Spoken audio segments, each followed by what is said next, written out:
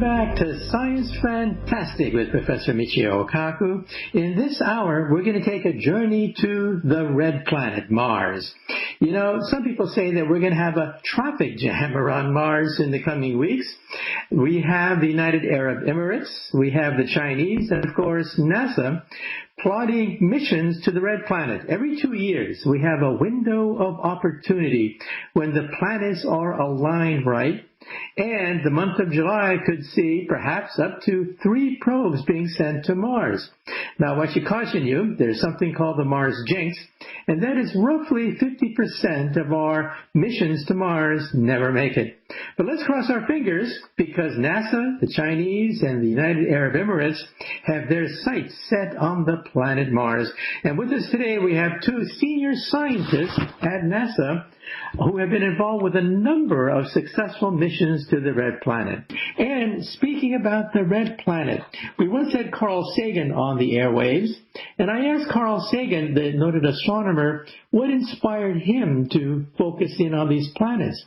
And he said when he was a kid, he read the John Carter of Mars science fiction series written by William Rice Burroughs, the same man who created Tarzan. And Mr. Sagan said, as a little teenage boy, he dreamed about roaming the sands of Mars in search of Dejah Thoris, the beautiful Mars princess. Well, today we know there are no princesses on Mars, but we do have the dream of exploring the red planet. So with us today are 2 senior scientists from NASA, Dr. Michael Meyer and Mr. David Lavery, both of whom have been at the forefront of many missions to the red planet. Dr. Michael Meyer, for example, is the lead scientist for NASA's Mars Exploration Program. He has a PhD from Texas A&M University. He specializes in astrobiology and exobiology, the search for life throughout the universe. And he's been involved with a number of successful missions to Mars, including the 2001 Mars Odyssey mission, and that is still orbiting the red planet. And then with us today also we have David Lavery. He's responsible for management of the design and development of the next generation Mars spacecraft. He's an expert in artificial intelligence, and he's been with NASA for a number of successful missions to Mars. In August 2012, there was the Mars Science Laboratory, which landed on the red planet. On January 2004, there was the Mars Exploration Rover. And way back in 1997, he was program manager for the Sojourner planetary rover, which landed on Mars July 4, 1997. So between them, we have a galaxy of experience of our lead scientists for NASA. So Dr. Meyer and Mr. Lavery, thank you so much for being on Science Fantastic. First question for you, Dr. Meyer, is when you were a youth, think back now to when you were a kid, what inspired you to become a scientist, especially specializing in the planet Mars? Well, it's an interesting question in that there's actually 2 events early on in my life, besides just being interested in math and science in general. It was the moon landing in July of 1969 that basically convinced me that there's another alternate to life other than going into business or going into the military. And so I had that in the back of my mind. And then I got a job one summer, treasure salvaging off the coast of Florida. And I learned how to dive during that experience. And my first foray underwater made me realize that there was a whole world there that even though I had read books and watched Jacques Cousteau on TV, there was a whole world that I did not understand and a whole world to learn about. And that convinced me when I was going to go to college to figure out, pursue learning, because there are so many things out there that we don't know about. And that really got me on the whole track of science. And it wasn't until later, looking at life at extreme environments, that moved me into recognizing that NASA provided sort of the vehicle for exploring life in other worlds. Now, Dr. Meyer, in your heart of hearts, you're an exobiologist. Do you believe that one day we will find evidence of life in outer space? That's a speculative question. I am convinced, just based on the sheer number of planets around stars and the number of stars, that life is out there. And so one of these days, I think we're going to find evidence of it. And part of the reason why I am so interested in Mars is that's sort of our first real try of figuring out whether or not a planet next to us could have gotten life started. And it's a legitimate question, and it can really help inform us how likely it is that all these planets out there, how likely it is that there might be life on one of them or many of them. Okay, and Mr. Lavery, same question for you. When you were a youth, what inspired you to get interested in science, robotics, and space exploration? Well, like Michael, I grew up during the Apollo era, and at the time, if you were a kid in my neighborhood, you wanted to be one of three things. You either wanted to be a baseball player, a fireman, or an astronaut. And so when I was 6 years old, the idea of being an astronaut just absolutely gripped me, and that's what I was going to be. At the time, though, the only way to becoming an astronaut back then was you had to be a military test pilot first. And I got as far as high school until I found out that my eyesight was so bad that the military was never going to let me fly. And so that hope of becoming an astronaut, at least through that route, was squashed about that time.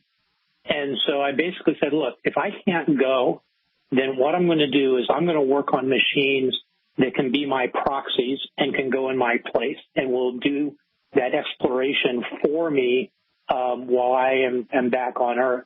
And I can use them and see through their eyes and their abilities and move through their movements. And that was how I got interested in robotics and artificial intelligence, which is then what I pursued.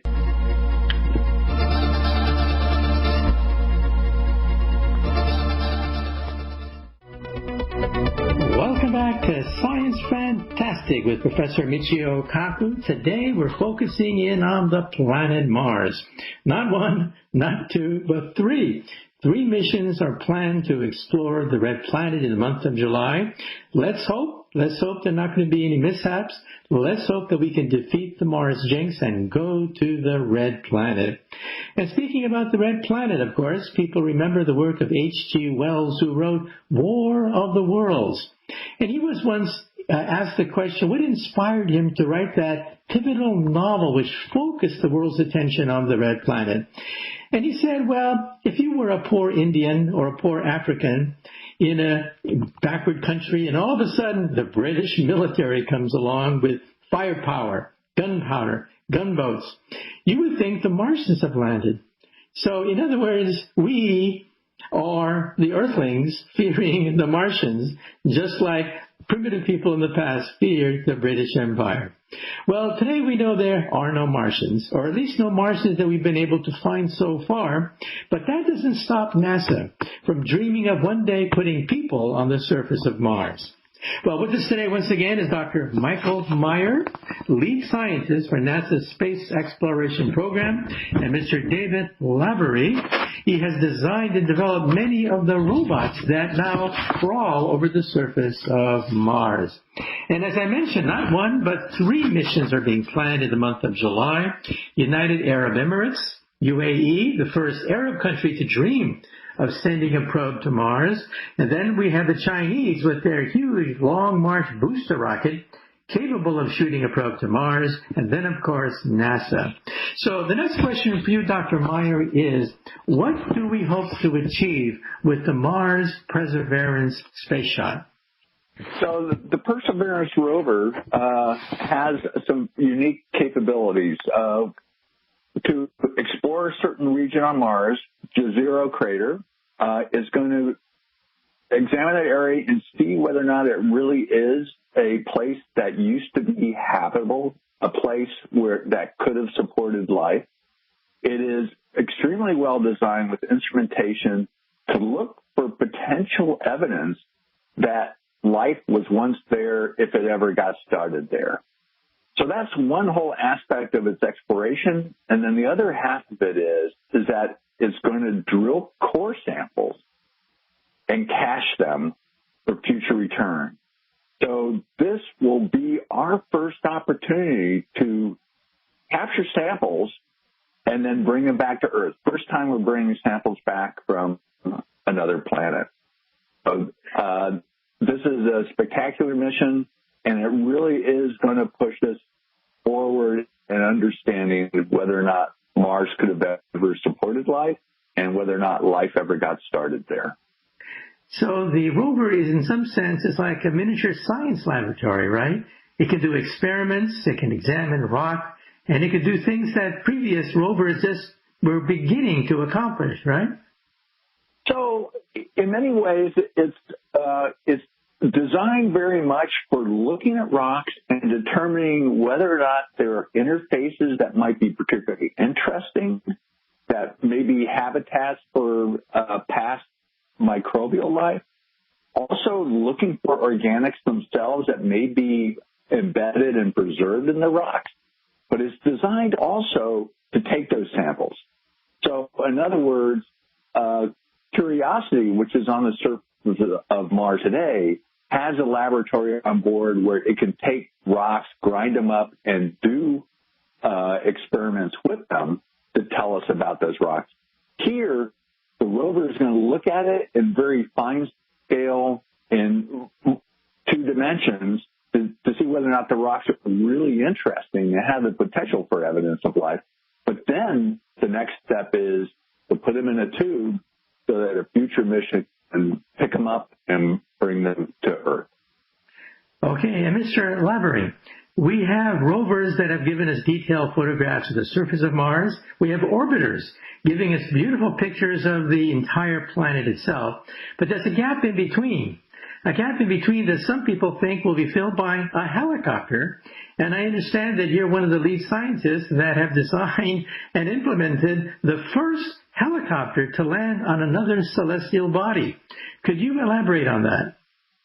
Yeah, so we have going along with the rover, tucked underneath the belly of the rover when it lands on the surface of Mars, we have the Ingenuity helicopter, which will be the first aerodynamic craft ever to have powered flight on another planet.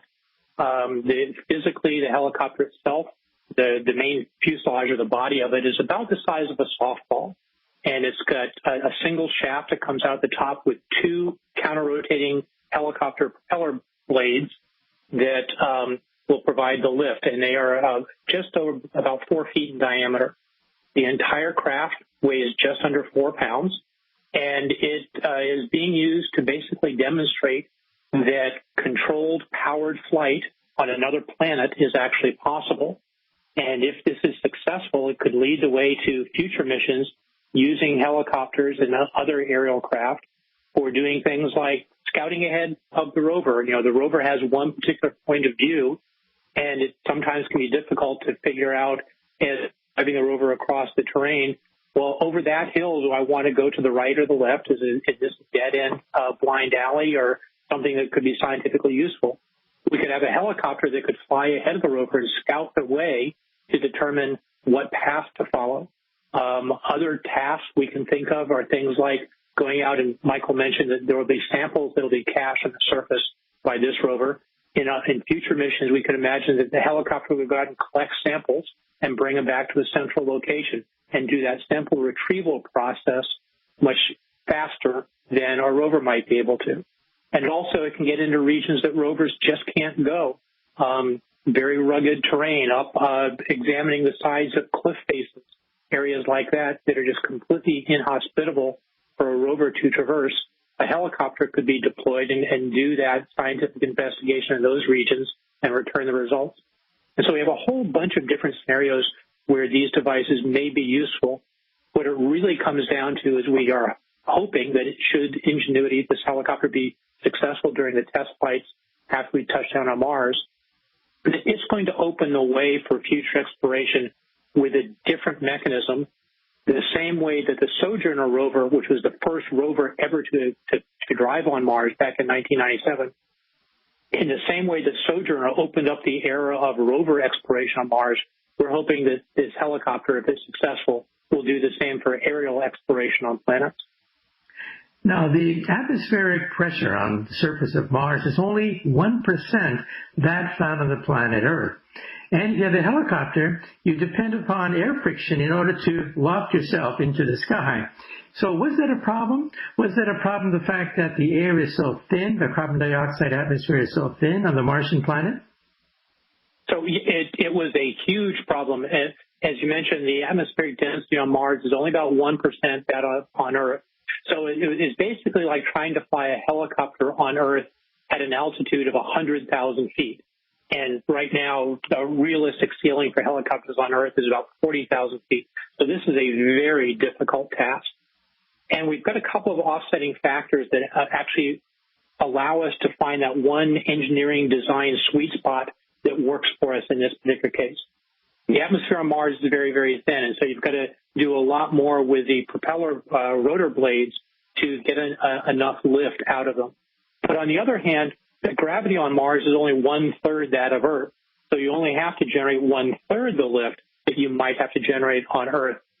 And so the way that we do that is we do two things. One, the rotor blades themselves spin a lot faster than they would on Earth. A helicopter on Earth typically will have rotor blades spinning at about 400 to 500 RPM. The ones on the Ingenuity spin between 2,800 and 3,000 RPM, so 5 to 6 times faster. That helps give us a lot more lift. The other thing is that if you look at them versus their length, they're much wider and fatter than an Earth helicopter blade would be. And it's almost like a paddle in terms of its overall dimensional ratio. And so, again, that gives us more bite in the Mars atmosphere to generate more lift. Those two things combined together allow us to get just the amount of lift that we need to be able to get up off the surface of Mars.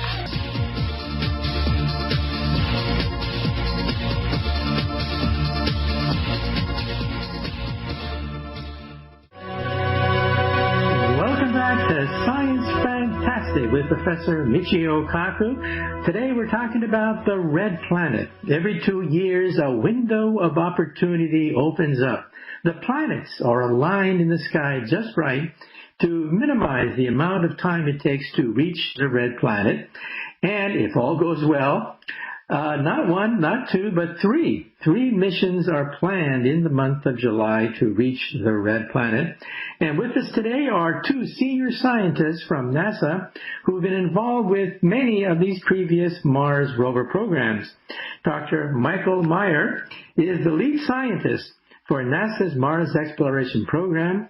He's an expert in exobiology, the search for life in outer space.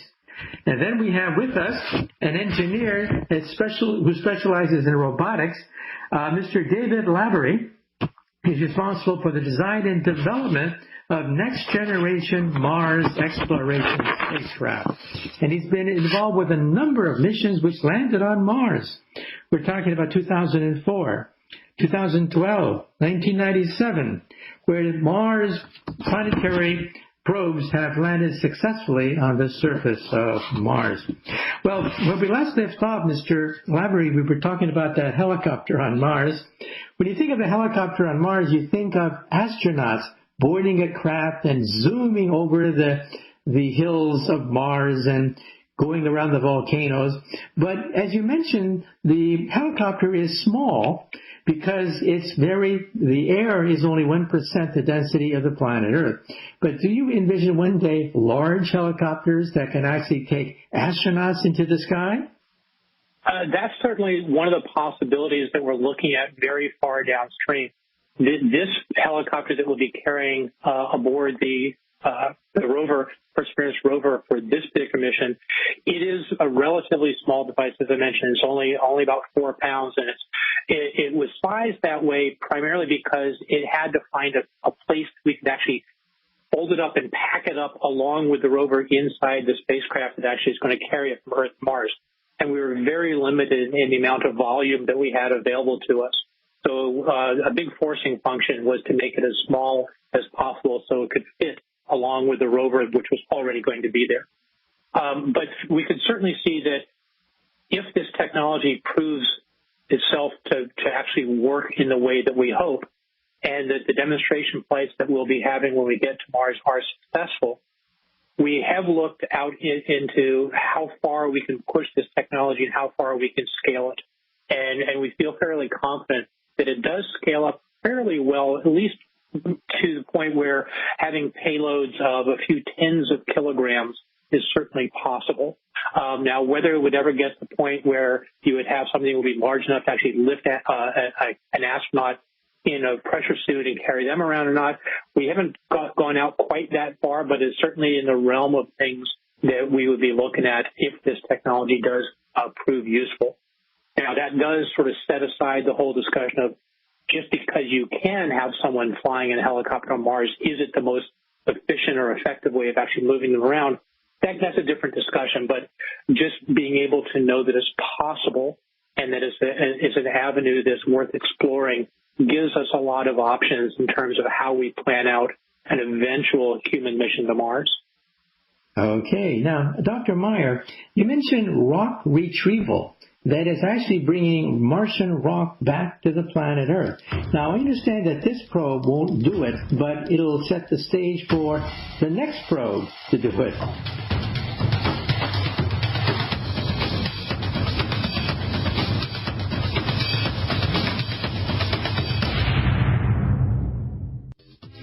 Welcome back to Science Fantastic with Professor Michio Kaku. With us today, once again, we have two of NASA's top scientists, Dr. Michael Meyer, who is the lead scientist for NASA's Mars Exploration Program, a veteran of many space missions, and get this, he's also a veteran of 6 research expeditions to Antarctica. You got to be very dedicated in order to want to venture on 6 expeditions to the South Pole, because you have conditions there that we might find on the polar ice caps of Mars. And he also has a PhD in oceanography from Texas A&M University. And with us also today is Mr. David Laborie. He's responsible for the design and development of next-generation Mars exploration spacecraft. He was involved with a number of missions which successfully landed on the planet Mars, including Sojourner in 1997, also the Mars Science Laboratory in 2012, and the Mars Exploration Rover in 2004. Well, Dr. Meyer, let's talk about rock retrieval, because the whole idea of bringing rocks back to the planet Earth sounds far-fetched, but doable if we lay the groundwork with this mission. And I'll also ask you a question. Don't we already have meteorites from Mars? What are your thoughts? So, Michio, I actually have 2 things to say about it. This mission, basically, it's going to explore, core, and cache samples. So its job is to look around, find out what the most interesting things are, and then cache them. So it's not too dissimilar from a geologist wandering around in a new site and finding interesting rocks and putting them in the backpack. But the real difference is that another mission has to come and get those samples. So those samples will be there on the surface of Mars waiting for the next mission, and that planning is in the works. And the next mission will land. It will have a rocket on board that is capable of putting things back into orbit around Mars, but also have a fetch rover that is being supplied by our European colleagues that will go and get the samples and put them on the rocket. So why do we go through this amazing trouble to get small samples back from another planet? And we already have meteorites, lots of meteorites, and it tells us about Mars, but it's like real estate. The big thing is location, location, location. With those Mars meteorites, we can do a lot of tests on. We have fantastic instruments here on Earth, but we don't know where those rocks came from. We know they came from Mars, but not where.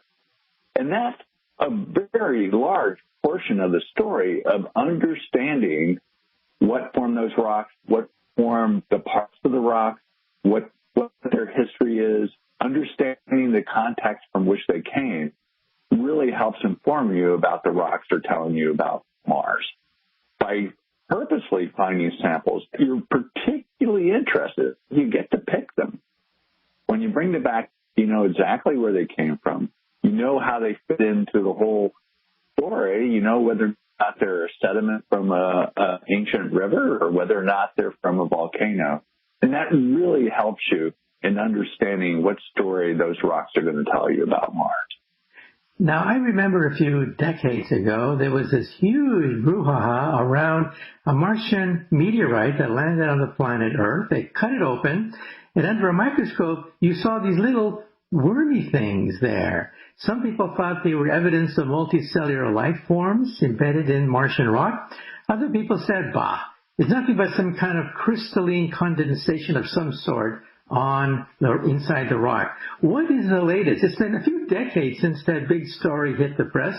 What's the latest? Do we have any evidence at all that microbial life may have existed on Mars? So the meteorite that you're talking about is ALH 84001, and that did come from Mars and is very important as something telling us about Mars because it came from ancient Mars, in fact, one of the oldest rocks that we have from the red planet. But the evidence that we have, we know that there's reduced organics in that rock, and there are other things, carbonates in that rock. There are things that tell us about Mars and what a fantastic environment was.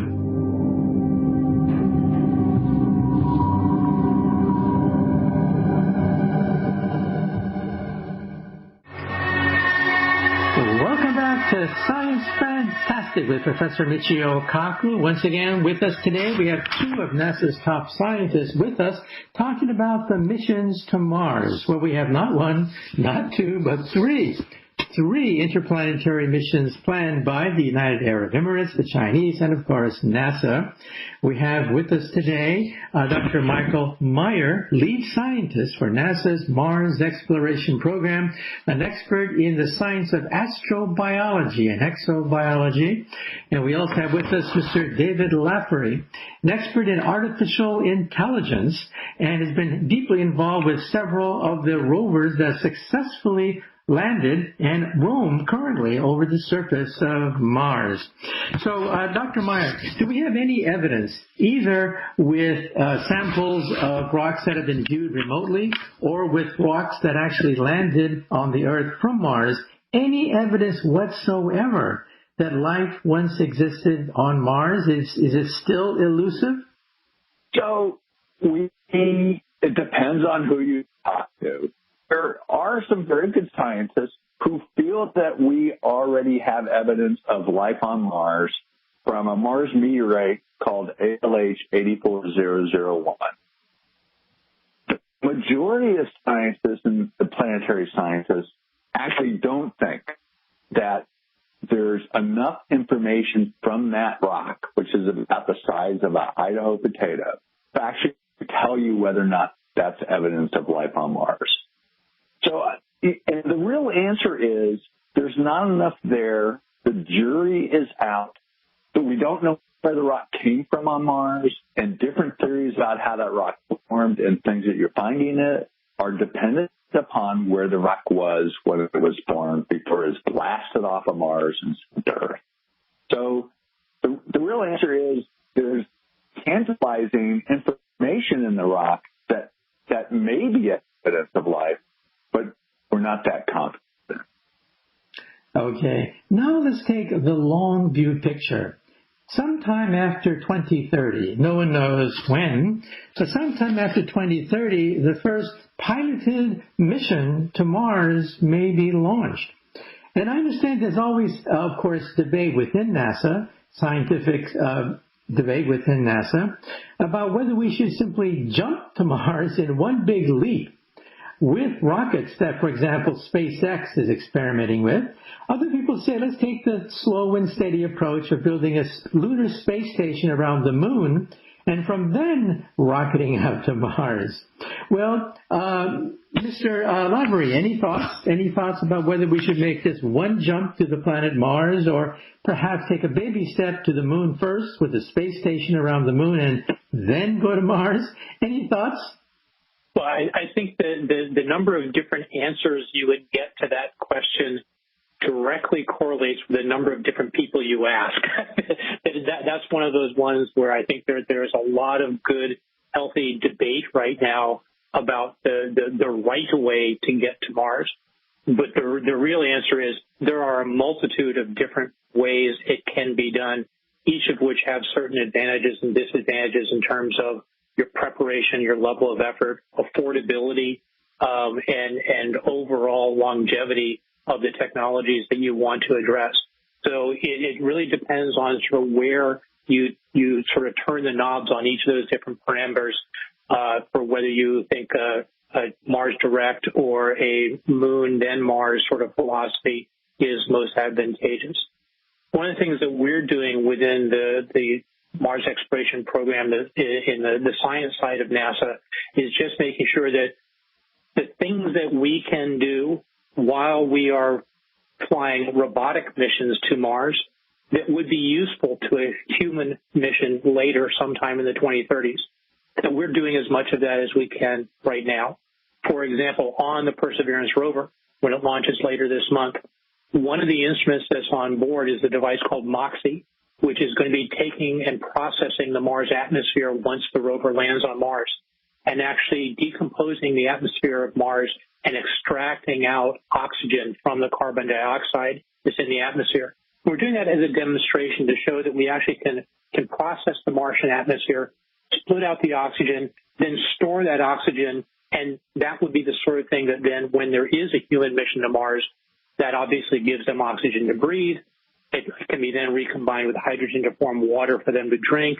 Also can be recombined in different ways to form rocket fuel for the return flight back home, that sort of thing. So, we're doing these technology experiments and technology validations to prepare for that human mission to Mars whenever it actually does happen, and to take these technologies and feed them forward to that point in time that will be useful when the human mission to Mars does happen, and independent of whether it's Mars direct or Moon first or whichever.